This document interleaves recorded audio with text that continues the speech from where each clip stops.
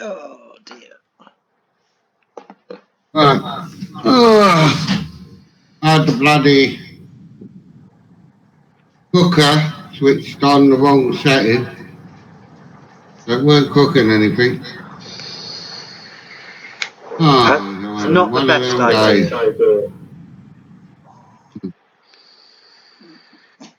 People in the way I'm doing nothing. I just put the chips in and the bacon's still warm. Whoa! At my bleeding day. Come on. Kirk, Oh, I know Lord. you know it's your birthday, but could you stop being so noisy?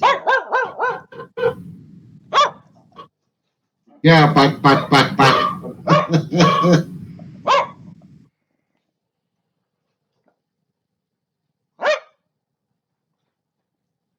Sit. Stop it.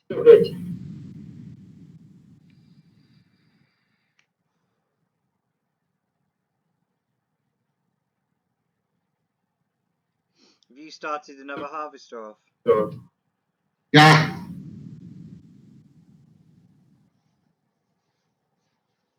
Tell me when it's full then. And I pulled it. When it's full.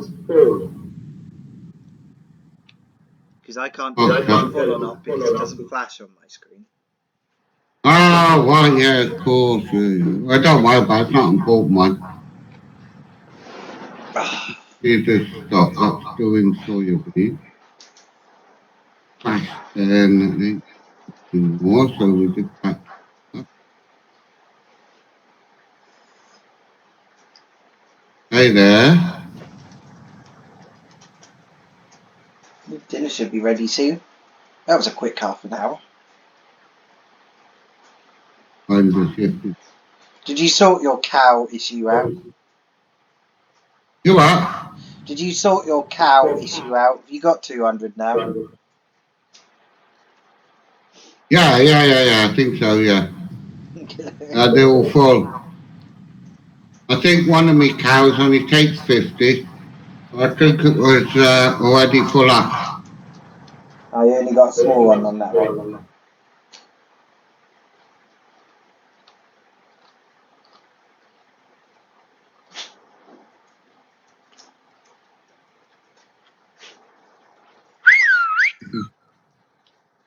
Hello.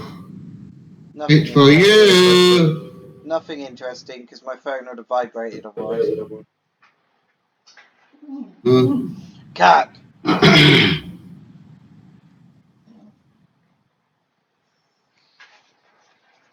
I only got 2 combines. Yeah, because you only wanted to because of the speed they did. Ah, yeah. Don't need any more now.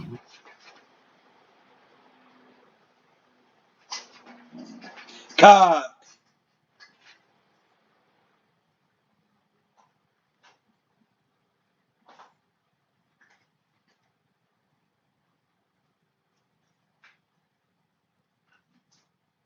I've got it going on the cows. Get that going. Be installed by 6 o'clock. New farming instructions. Full team.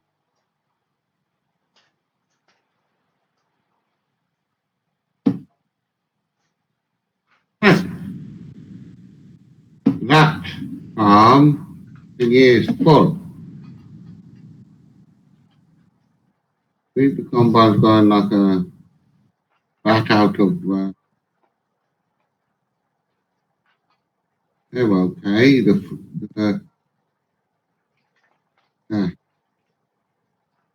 City couldn't upgrade, but I bought a small farm and a bigger farm. I think the bigger farm only takes 200. It has got six of max stuff. Now,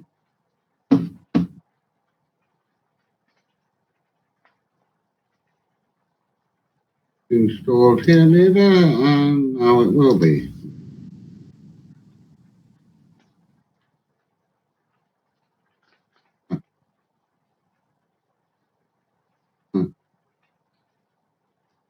Your sheep ain't happy, big boy. You what? Your sheep ain't happy. Or something. No, it's not. Keeps coming up. No more pallets or something. It's a big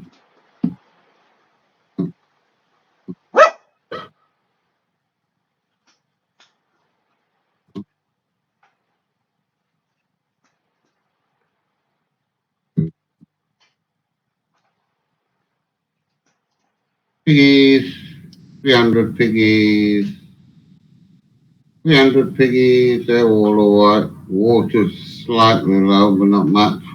Everything else is full. What them running up? Hang on, I've got black pigs, haven't I?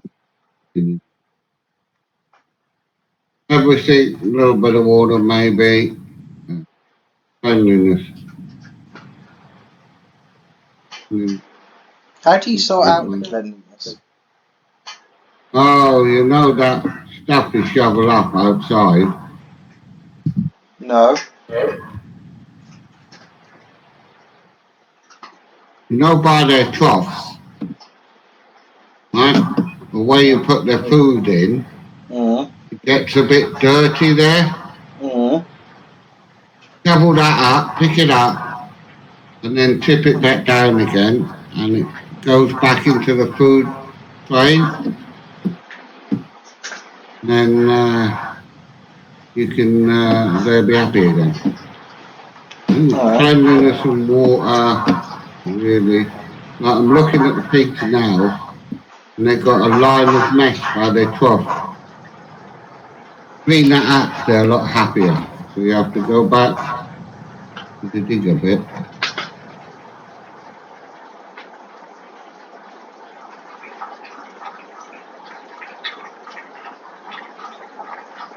When you get the dig a bit that you were loading your bales with earlier, well, in the other game, yes, get your bucket on the digger. Mm. You have to do this with the chickens as well, and the cows, to start the pigs.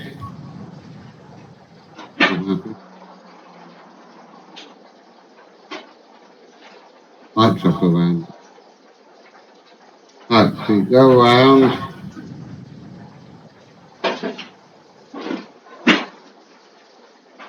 Go to your pigs with the bucket. Over to the bottom and just touches the ground. Forward.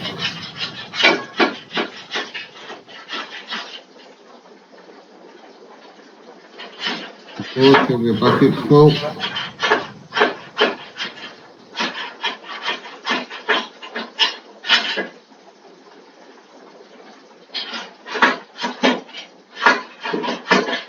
Lift it up, reverse a little bit. Up.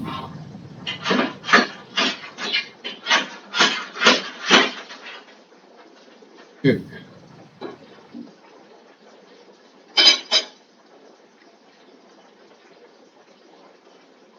And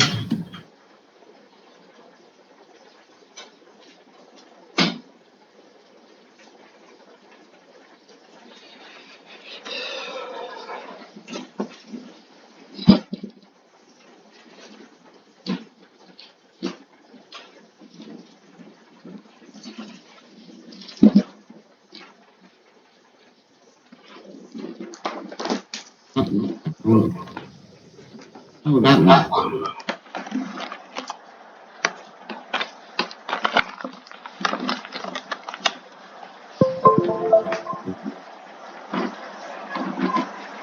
That's a pig to be go white too.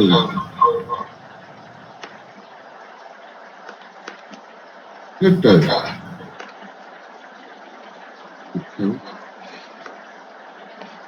One lot of pigs is happy with the other. Just do it. Good. Thank you.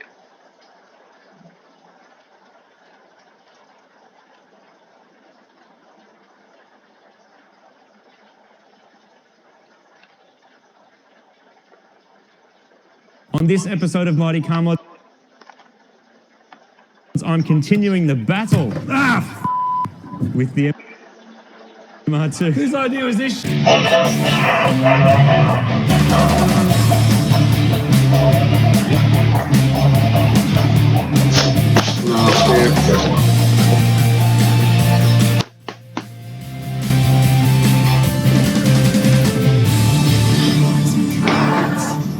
Welcome to another episode of Mighty Car Mods. I've been fighting this MR2 for way longer than I'd like to. Last episode, me and Dave worked out that the wiring loom is totally boned.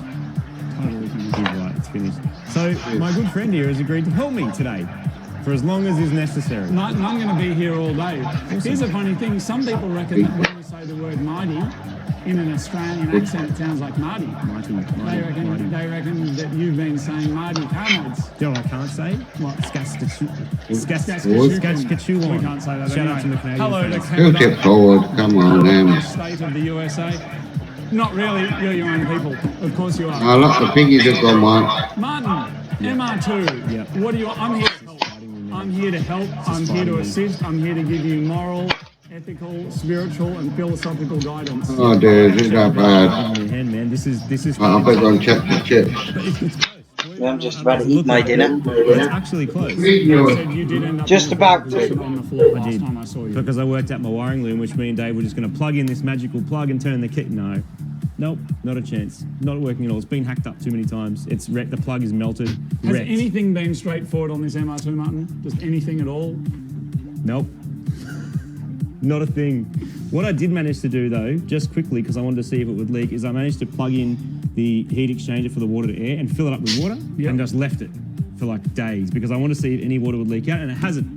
That's Amazing. awesome. So that's actually, to answer your question, that's the one thing that hasn't fought me is my water to air intercooler, which was from actually Miss Daisy from an old Volkswagen. So good to see that recycled Yeah. from our Miss Daisy build. Excellent. That's the only thing that has worked perfectly so far. So Which that's, is not an MR2 thing. No, I know. I know. So what I'm hoping actually to do now is I am going to have to pull apart that wiring. I'm going to put a plug and pin kit on it, which means we just get rid of the melted factory plugs and put Haltech plugs on it and then plug it in.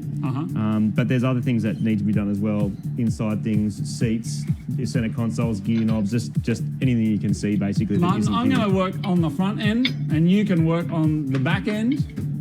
And I can see you got some mad seats over there. I do. And some things. I do. I'll put those in. Mad?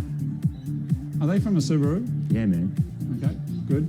I'll put those in. You can do whatever you do here, and I will not leave until it's finished. Thanks, man. I'll probably leave very soon. Why? So this here is the seat that came in the MR2, which has done around 160,000 kilometres. They're Japanese kilometres, so probably 300,000 kilometres once it was wound back. Not suggesting it was, but maybe it has. As you can see, this seat is absolutely filthy. Ugh. Smells as you would imagine it would. Of course, full of rust, absolutely filthy. But a cool little upgrade that MR2 people seem to like doing is swapping those seats out for some Toyota 86 seats. These ones here are actually from an early BRZ and not nearly as festy. These bolt in on one side. We think, I hope they should bolt on. But you can get this little conversion kit. This is a kit for two seats. One side should go on, the other side goes on. These here are made by DK Imports and basically means you can get some BRZ 86 seats in your MR2. Upgrade the filth, I'm here. the stench. Stench is Okay. fine when Getting dinner ready. someone else's. Not so good. So these ones here, rusty, stinking, going in the bin. These ones here going in the car. That's an awesome modern upgrade. And if you've got an MR2, something definitely worth checking out. So I'm going to get in there, give it a little clean, probably drop it off the hoist because it's hard to do seats and stuff when the doors don't open. So we'll drop it down. We'll get some new seats in there. Seats in cars are like tea bags that work in reverse. People's bodies sit on them after all sorts of clean and dirty activities and leak juices and smells into them for literally decades. Sometimes no amount of cleaning is going to remove the filth from this automotive teabagging, so some new seats are the best solution. Hoist has been great at doing underneath, on top the whole time on this car. It's annoying when you need to work inside a car though, because you can't, unless you position it just right, you can't actually get your doors the whole way open. Yeah. It's like slightly annoying. But the amount of times you've had to like be under the car, then over the car, and then in the boot. Yep. Crazy, man. Yep. Absolutely crazy. The 86/BRZ seatbelt clip and wiring harness can be removed, and then I'll install the original MR2 seatbelt socket. There's lots of different rules and regulations depending on what country you're in when it comes to changing seats, seatbelts and safety equipment, so make sure you check with your local rules.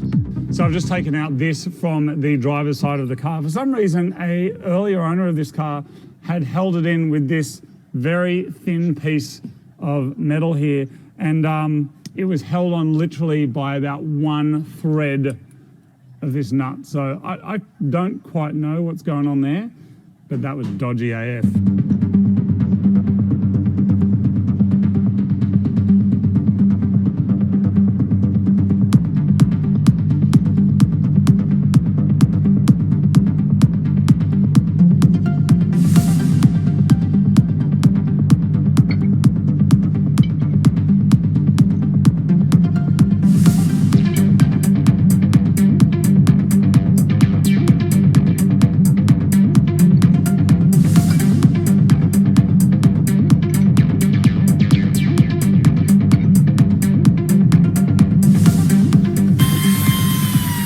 So when you're pulling the inside of your car apart, like, this is a really good time to give it a proper clean. Now, you may have seen in a previous episode where Marty pulled out this note that he said that he found under his seat. I did find it. That says thick tights, genie pants, and brown boots. Now, he pretended that he found this in the car.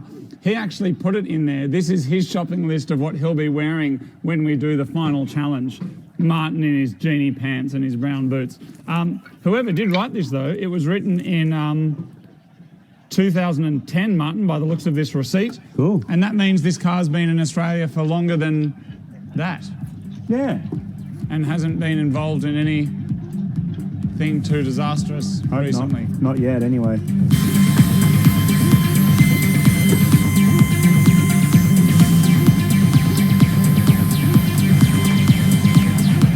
The factory wiring loom has been sliced and diced so many times, much of the reference material I've got is completely useless as nothing matches up. My seats, on the other hand, are going in nicely. The rear seat mounts on the 86 seats bolt straight into the MR2, winning. The front mounts, though, require this basic right angle adapter to position the seats correctly. But this does mean we'll have full use of the seat slider, recline and height adjustment.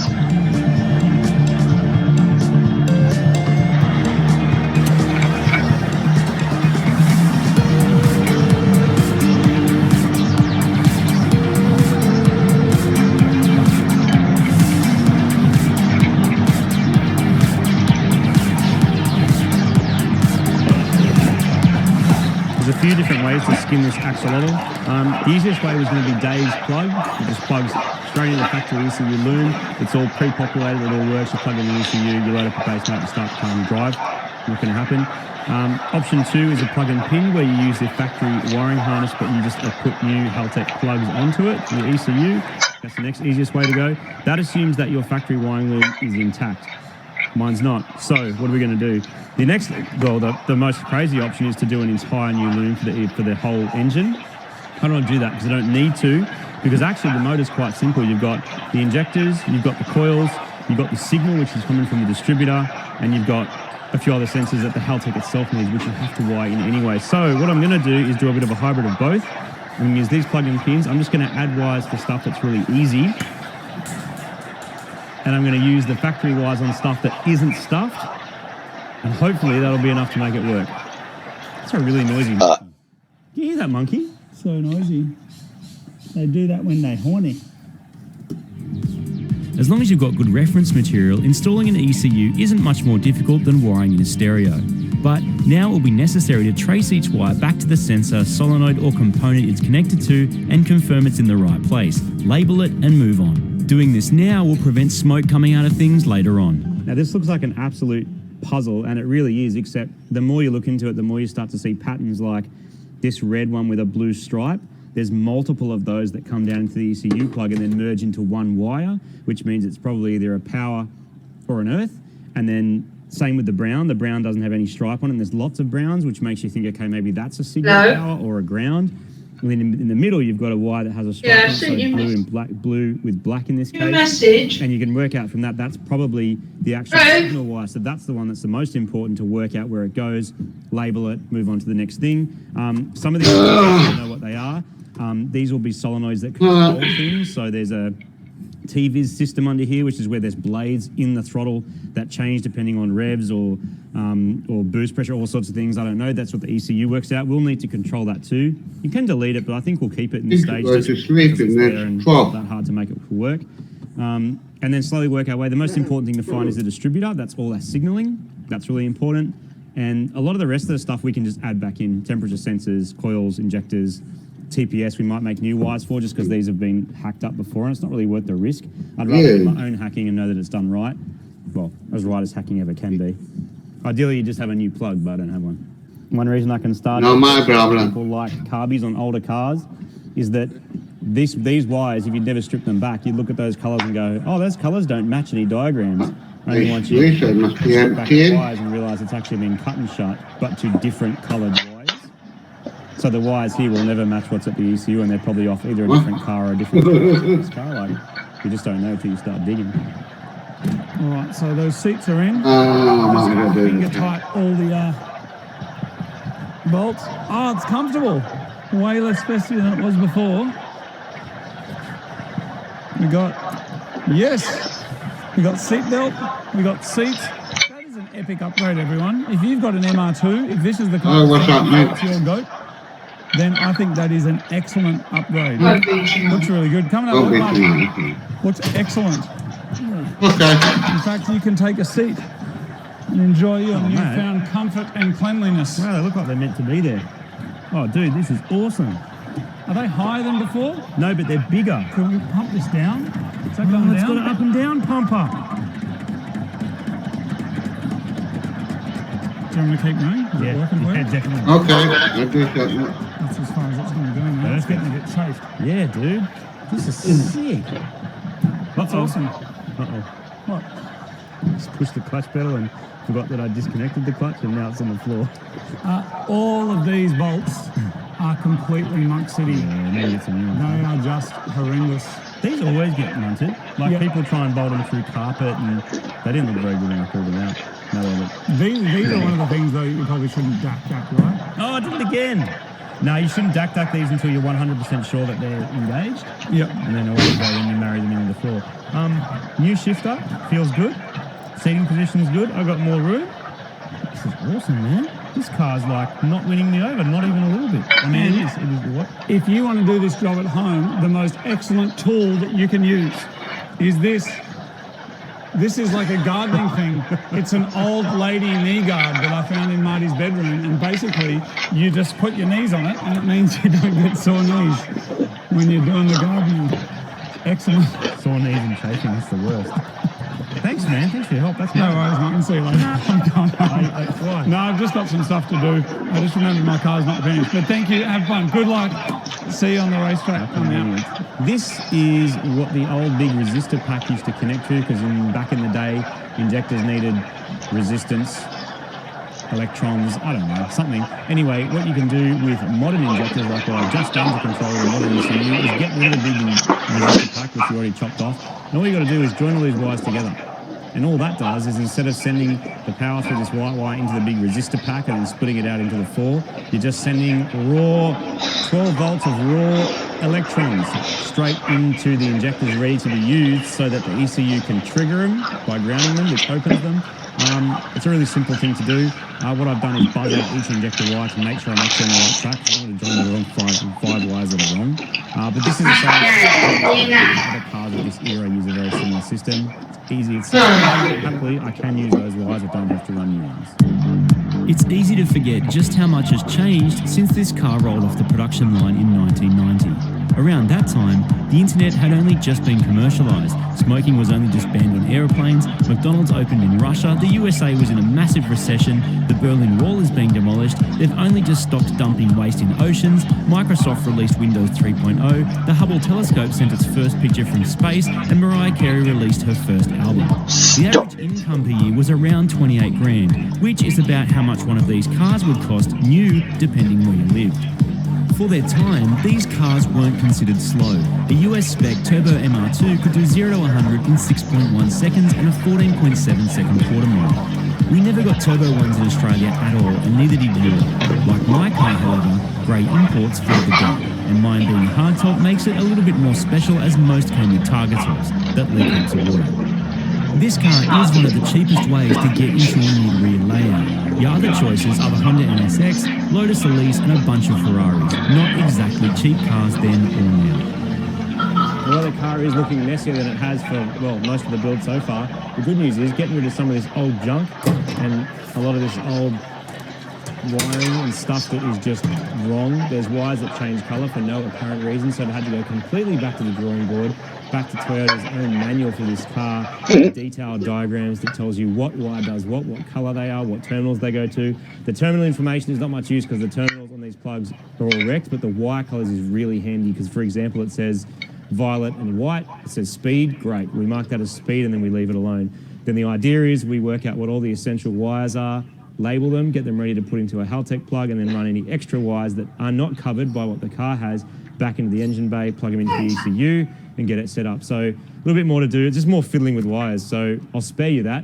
I'll fiddle with some more wires and we'll come back when we're ready to start plugging things back in.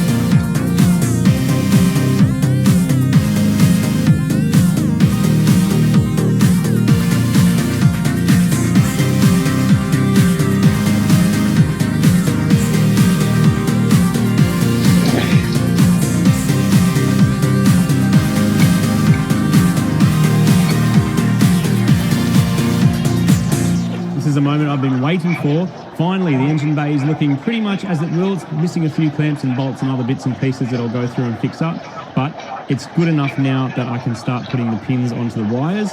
This is where the old ECU used to go. It comes out of 2 different bungs. Now that's not really long enough to just plug straight in, so there might be some wire extending going on there. This is why I went through and labelled everything. It makes this part a lot easier. For example, I can see a TPS. I know it has a power wire, a ground and a signal, so I know I need 3 pins, and just sort of work my way through. So this has a diagram here that shows you what should go where on each connector. It makes things easier because it's just already like preset. You know where the injector is going to be, you know where the ignition is going to be, you add your triggering, then you add your outputs. And that's pretty much it. It's the same process the whole way through. So I'll see you in about 39 pins time. Injector 1, 2, 3, 4. There's 2 tools I consider essential for this job. One's a wire stripper. You can use side cutters, but it's too finicky. That just makes things really, really easy. You can even set it the right length. And this is a crimping tool for these kind of pins. You actually buy this from Haltech, and it basically means that it will crimp it perfectly because those pins do have to go with the wire through the plug, and you don't want to mess that up because it just causes mad dramas. Having the right tools on hand for this job makes it super easy. Once the wires are crimped to the pins, they're quite strong and will stay seated in the plug, no problem at all. Stop it. I've got 2 plugs, A and B. The pin locations are numbered and match the supplied diagrams, so it's just a matter of slotting the right wire into the right pin position. Then I can plug in the CAN cable for my wideband oxygen sensor and connect up the ECU power.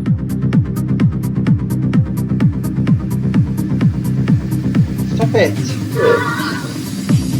Before I do fire it up, I want to drain the oil one last time to make sure there's no foreign material inside the engine and replace the filter as it got beat up while removing the exhaust manifold. Twice. With that done, it's time to pour in some fresh fuel, plug everything in, turn the key and fire up the new ECU. No. Oh no. That's a coil on fire.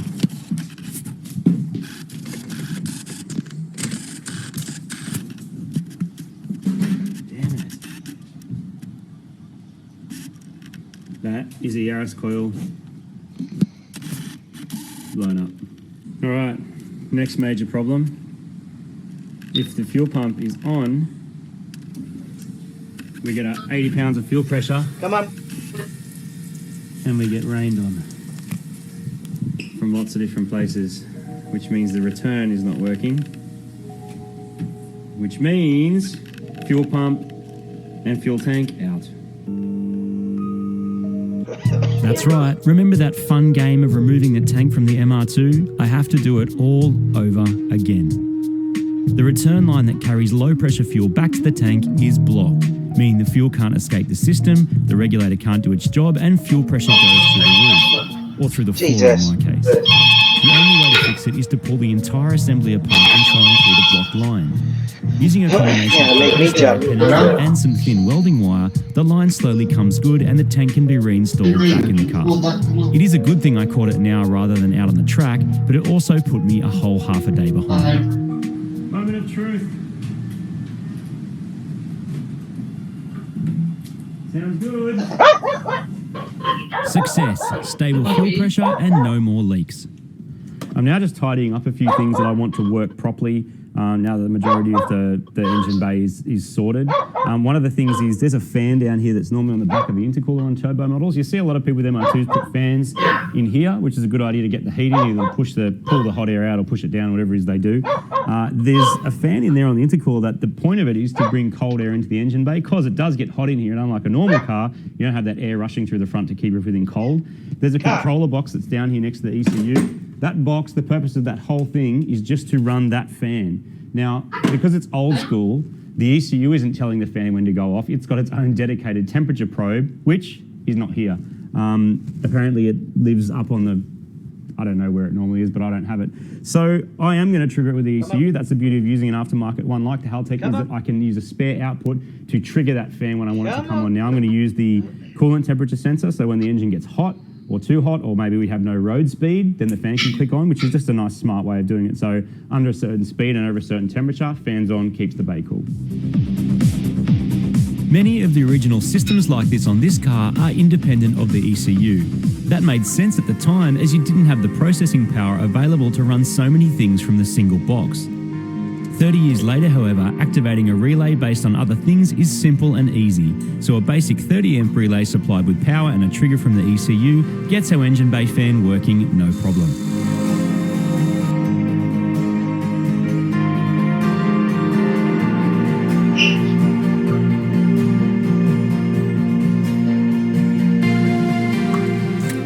This is actually a fairly exciting moment because now it's time to do setup. Now, normally, if you weren't able to do that yourself, you could take it to your tuner, take it to the dyno and do all this sort of last minute fiddling to make sure things are working. I've still got the core pack number 4 mysteriously letting the smoke out. I haven't been game to plug another one in. I don't actually have any more Yaris coils because Yaris Hilton only came with 4 of them. But I do have some Corolla coils, which are only one part number different, and it's just based on where the actual bolt sits. So that should be fine. I've got 4 of those, so we can burn up 3 of them before we have big problems. I'm going to leave them unplugged for now so that Scotty can have a look, check the diagnostics, make sure there's nothing funny going on with the configuration. If it's not the configuration, it's the wiring, so I've got to go back through that and check it again. Before we can actually start it and run it, though, it needs coolant, so that's the next thing we're going to do. Toyotas use red coolant, so it's easy to identify what brand of car blew a head gasket at the track day. It's hard to know how long this grotty water has been in the cooling system or if it even had coolant in it at all, which has long since broken down. Either way, it needs to be replaced. This is Castrol's new Radical SF Premix. Castrol asked the show, makes some pretty cool stuff. This is so new that they don't even have it in the big bottles for me yet, but they sent me these pre-production ones in 1 litres. MR2 takes something like 12 litres of coolant. And as a lot of you know, Toyotas use like a red coolant, pink, red, close enough. These cover a wide range of different cars anyway, but you've still sort of got the 2 main colours. You can also get coolant in like blue and yellow these days as well, which is pretty crazy. This funnel bucket helps put a bunch of pressure on the top, like head, and that'll help bleed out any air bubbles. We're going to have to run it to actually, I can hear it trickling out, it's not a bad thing. We're going to have to run it to actually get that to bleed properly, but we're on the right track.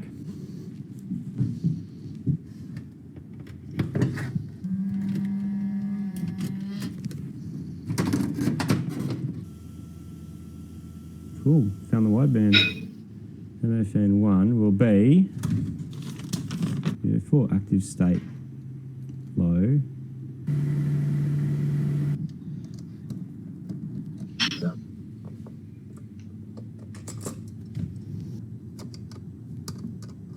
I've done as much of the setup as I know how to do in terms of setting which outputs go where, which inputs go where, which wires are connected to what in the software. Now it's a bit more sort of expertise, stuff that's specific to this engine and the fact it is an old engine and some of the strategies it uses to idle and things like that are kind of complex. So Scotty's done it 50 million times before and being there on a time limit, it's now up to him. So he's going to log in and have a look. I'm going to try and start it. Clever bloke. What Scotty's doing now is setting up the trigger and home signal. That's what we're getting off the distributor. There's all sorts of fancy ways to put plates in and do triggering sensors and whatever else, but this means we can use the equipment that's already on the car and it'll be perfect for what we're doing. Smarter ECU is, the easier this kind of thing is to do. Hey, here he is. Hello, my friend. Hey, g'day mate, how you going? Good, just enjoying watching all that come together. I tried to set up just the DPOs and steppers and stuff roughly where they're meant to be. The 2 with question marks on them is the thermofan. The ECU thermofan it's controlling is actually the engine bay fan. So what would be great is if that could just come on at idle, but only when the engine's running. That makes sense? So we're just sucking cold air into the engine bay when it's idling, but when we're driving, we're getting the air blow through naturally. Does that make sense? Yeah, so that we can change that. That's cool. Any wheel speed sensors coming in? I believe it's got a speed sensor, yeah, that's coming in from the old ECU. I don't know what kind it is, but I can do some digging on it. Oh, that's cool. Do you know where it came from? Speed sensor, yeah, this thing has ABS, so I'm sure it's just one circuit, like one speed sensor circuit. I don't think it's directly off a, I doubt it's directly off a wheel. Okay, and what type of fuel is it on? Petrol, and just the usual Warbro 322, whatever it is, and 40 pounds of pressure at the moment on an adjustable reg that is VAC referenced. Let's go to here. The trigger stuff is going to be the bit that's going to be the trick. So I've punched a whole bunch of numbers and then we turn the fuel on. Yeah. You want to try and just give it a crank for about 10 seconds and we'll see what it does. I do. I'll just move my laptop somewhere safer. Hopefully it doesn't drop out. coils are unplugged, just so you know, because I was worried about hosing that another coil, but I do have 3 more. Oh, good idea. And I've got the fuel turned off as well. Oh, cool. Hey, it'd be good to crank it to get some oil pressure through the turbo as well. Oh, yeah, beautiful. All right, so 10 seconds, you say? Yeah, go for it. Going for a crank. Awesome. Beautiful. Well done. Good wiring. Oh, really? Did it work? Yeah, so far. Yeah. Amazing. I hope the offset's okay. Like, there's nothing funny going on with the distributor. Let's see. Plug coils in. There we go. Plug coils in. All right, this would be interesting to see if one of them melts. I'll start from the ones that don't melt. Here we go. Okay, that looks the same because I'm looking at the battery voltage and the battery voltage didn't change. So it's not doing a massive draw. I wonder what that was. That's really strange. So, you ready to just cross your fingers and we'll see what happens? Oh, man. Am I ready? I don't know. Can we crank it a little bit more just to make sure I've got plenty of oil in the turbo? Yeah, okay, hang on 1 second. Injectors should be on. We'll reset everything. All right, if it does start, just use the throttle or do whatever it takes to try and keep it running. Okay, here we go.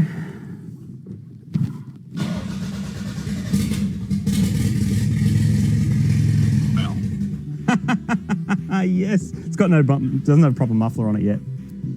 That's pretty cool. That's awesome, man. Well done. Good, good wiring. Yes, straight yes, away. yes. It's fantastic. I was so worried. Mad. Are you in a position where you can get it running good enough for a minute or two?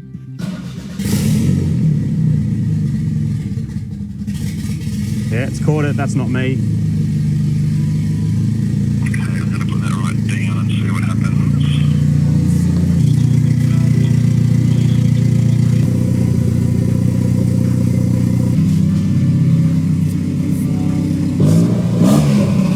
Sounds awesome. Come on, go for it. Whoa. Kaboom. Thanks, man. Well, I'll idle it a bit and make sure nothing's leaking and just sort of check over everything and neaten it all up. And then you'll see it soon, hopefully. All right, cool. I'll send you a message in the next little while. Thanks so much, man. Have a good one. Good on you, mate. Bye. Well done. Good wiring. Thanks, dude. Bye. Good wiring. Scotty said good wiring. That's a compliment. Good wiring. Look at it. He can't see it. That's why he said good wiring, because he can't see it. If anyone could see that, they would go, no, mate, not good wiring. It's time for a kebab.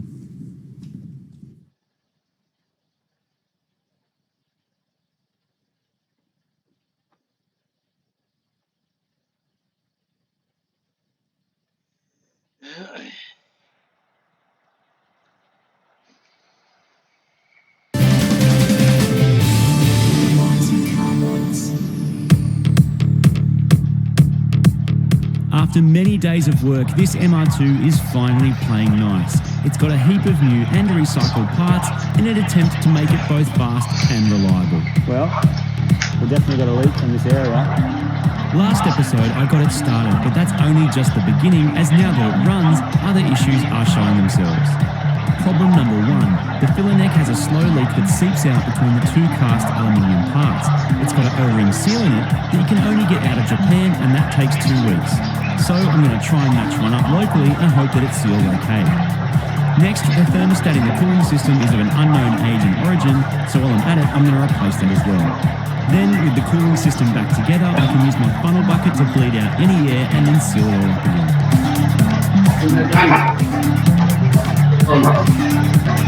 MR2s are known to have issues with engine bay heat, as you don't have the air rushing in from the front of the car.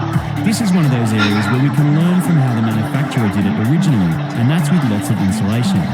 I'm going to cover the dump pipe in heat wrap, which should help stop other things melting on it. I also need to address airflow into the engine bay using the factory fan setup.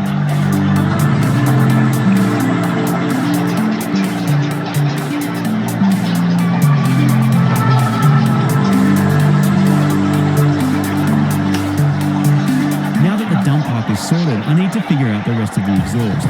I got this mad JDM 70mm exhaust I picked up secondhand. but it doesn't fit. So I'll need to modify my factory mid-pipe to get it to work properly. That involves cutting off the heat shields and then cutting the pipe at an appropriate spot. Cleaning any crap off the flanges with a brush means the weird exhaust metal and seal properly. Oh, daylight again. Okay. Yeah, it's always better. See now. Whee! Right.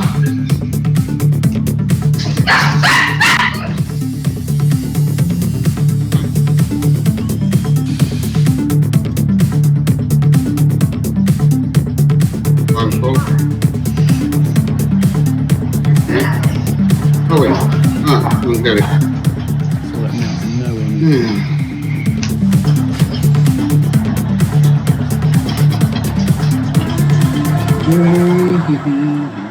So I bought this awesome second-hand Tanabe JDM single exit muffler to suit Turbo SW20. Bolt straight on.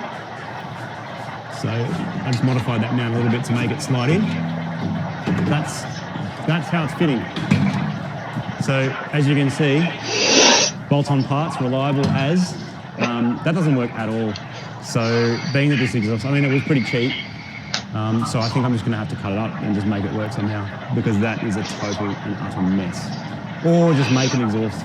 I don't know, I got like way under 36 hours or something now. It's got to be on the dyno in like less than 24, and then we're on the track a day after that. So I'm out of options.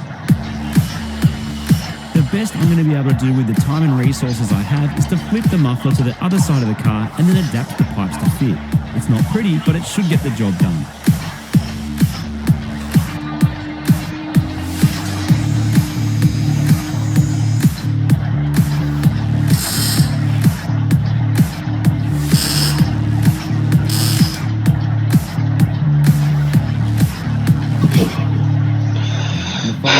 Disrespect. The final round of fighting, the MR2 has bitten back again because tried to bleed the clutch up, and this here just exploded with fluid everywhere and all over me and all over the underside of the car. So someone has put some kind of adapter in there or a line that's not stock, and I guess it doesn't sit properly. So now I don't really know what to do. I guess I'll have to try and make a new bit of clutch line that does the job.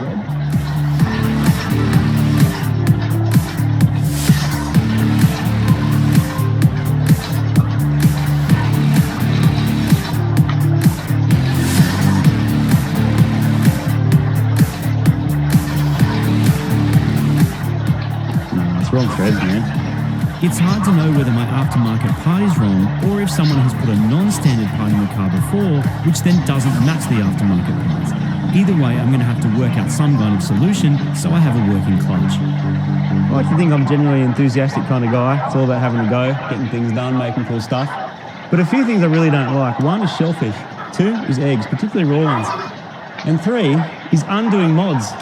When you've modified something, and then you have to just go and undo the whole thing that you did because it doesn't work, doesn't fit, doesn't bolt on, whatever it is. It's one of my least favourite things in the world, and it just happened. So factory clutch slave's going back on because nothing fits, so I just got to make it as factory as I can and cross my fingers that it doesn't leak.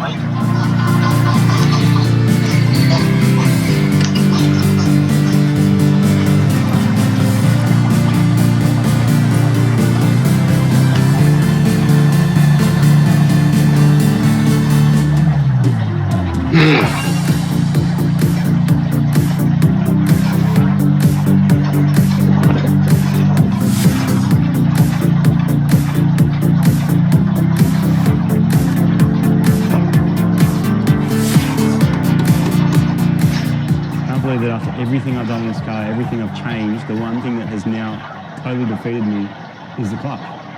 Put on the Camry one and the braided line, didn't fit, didn't work, started to blow fluid out. Put all the factory stuff back on, now it will not blow out. It just will not. Like, it feels like it bleeds, it comes good, and then there's like sort of a hissing sound and away it goes, so it's losing pressure somewhere, but not at the back. Sounds like it's actually coming from the front, which means maybe the master's cooked. So, I can't believe it. Dyno in 16 hours. But I don't think it's going to make it there because I'm stuck. Are you in the trailer? Ah, Covered That's why I can't get the in brake trailer. fluid, with brake fluid in my armpits. there's no need to get the trailer. Tom. I'm already here. Mm. So yesterday was a fairly intense day of things just not going my way, being covered in brake fluid and missing my date with the dyno, which Not was supposed to empty. be right now. So it's the next Now day. we're empty. The dyno's not going to be today, but How about that? saved me because When did it was you wanna supposed to be go on my dyno and then map quickly then? go and battle that moon buggy. We'll chop the moon buggy. But the weather saved me because it's supposed to be Well, rain. we're all up and running now, That's aren't been we? pushed right back. Hmm. Sucks for you guys. Yeah, So we you got to wait could do. longer. Awesome for me because my car might actually work. The other problem I had was the exhaust I got just didn't fit. So I did a shout out to all the MR2 people in the world, who are some of the nicest people ever of all car owners, by the way. Maybe they're so nice because they have to battle these cars and therefore the balances the personality the other way. I don't know. Anyway, I found an exhaust, which was awesome. So a guy who lives not far away had this old exhaust. So he put some like really pretty HKS Super Dragger thing, like twin, looks amazing, probably very expensive. And this is his old one. And he's like, oh, it doesn't look that good, but it works. But for my purposes, this is amazing for a few reasons. One, it's got a 3-inch dump. 2, it's got a cat in it, which some people would argue that's not a good thing, but I actually like that. And it's like a proper high flow one, so you know you're still getting decent performance. It's got a nice flex joint in it. It's actually easier to bolt in. It is still single exit. It does drop down in size to here, but that's a packaging thing to get it into the car. And that's still actually a JDM. There's still JDM bits in there. I just think it's probably been put together maybe on this part of the world. I'm not really sure. But this looks like it's going to go in and solve the exhaust problem, yeah. which is freaking awesome. The other Go cool on thing yours anytime. threw the toys out of the Yeah, cot with the I don't clutch. mind. I ended up just leaving the bleed Without me open and adding a whole finally start off away for an getting some hour cows. just to let it gravity bleed, which sometimes with brakes can help. And lo and behold, that actually fixed it. So all the air that was in it magically bubbled out, and I closed it back up, jumped in, checked the clutch, and now it works. So all that frustration with the clutch can be solved by Yeah, letting better. physics do their thing. Where's the Letting the microphone? MR2 owners of the world do their thing. So we're onto a good thing. Hopefully it's going to work. Feeling better about it. Hopefully this stuff's just going to go in and work. We can do things like maybe even test drive it. That'd be cool.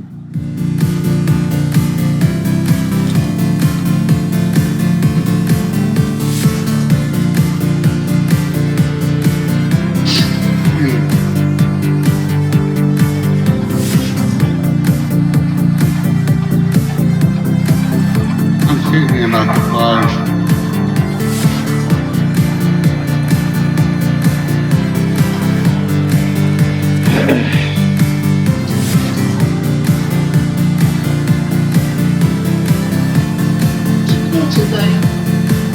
Yeah. It's time for... Time for their dinner. Make sure.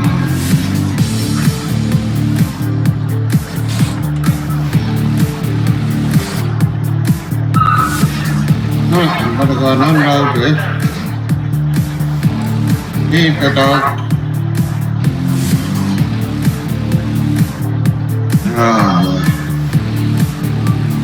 Number go on your... Right.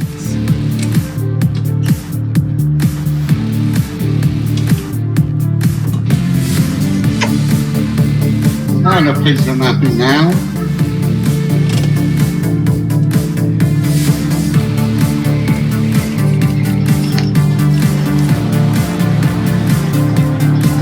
One last final idiot check underneath the car, and I may never, ever need to come under here ever again. Never. Never again.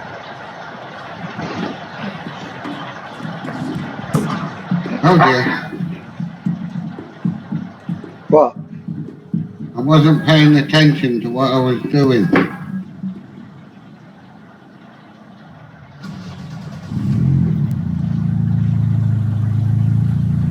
Sounds good. Sounds like it's got a leak.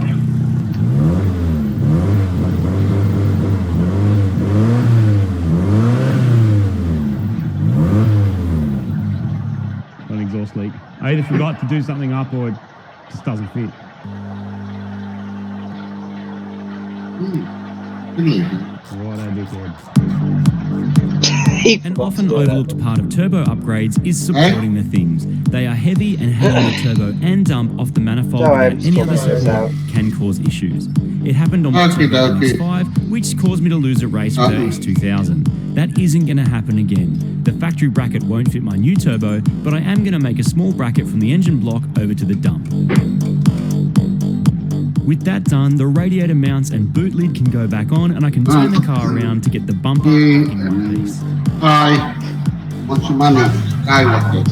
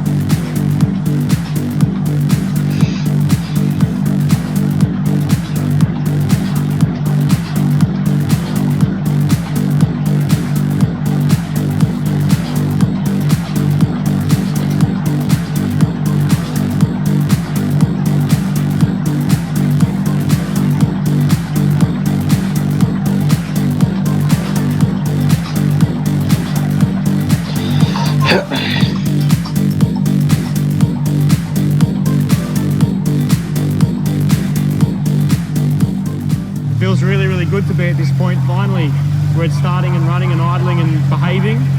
Not totally out of the woods, because if anything's going to leak out of it or fall out of it, now's the time. So we've got to get it hot, burn the cooling system, check on a few other things, but so You far... see what I mean now? You look hungry. Let's sort you out.